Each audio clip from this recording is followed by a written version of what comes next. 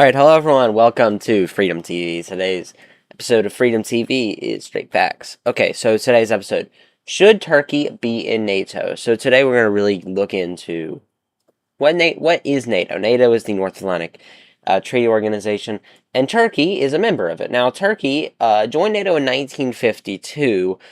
This was because of the Cold War. And during the Cold War, the United States wanted to have missiles in a vicinity that they could hit Russia. And Turkey is quite geographically close to, well, I guess at the time, Soviet Union, very close to that area when compared to the rest of the NATO allies, these being places like Germany. Greece also joined around the same time as Turkey for a similar reason. However, Greece had a long-standing history as they had just finished up a civil war between a anti-communist and a communist faction. It's one of the forgotten wars of the Cold War, the Greek Civil War. It's very interesting, but that's not what this is about. Today we're going to be asking the question, should Turkey be in NATO? I don't think so. Turkey has repeatedly not met up to its NATO obligations. It has repeatedly sided with Russia in this war between Russia and Ukraine, which if you don't want involvement, I can kind of see an argument. But even then, they should have to hold by their NATO allies, stand by their NATO allies, and certainly not support the adversary. Like, even if they don't want to do anything in the war, they should certainly not be very much close to the adversary of NATO, which Turkey very much is. And it really does lead into the question of what is the point of NATO?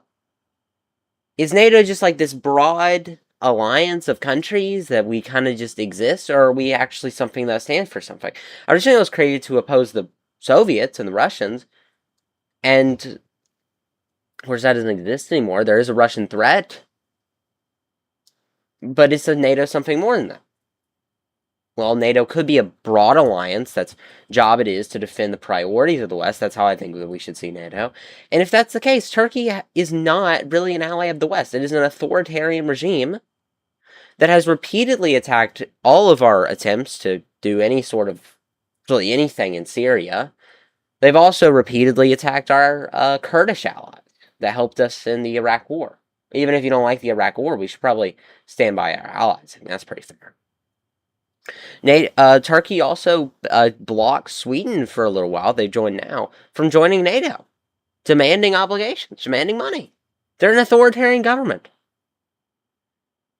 And ruled by I wouldn't call him a dictator, but a very much authoritarian leader.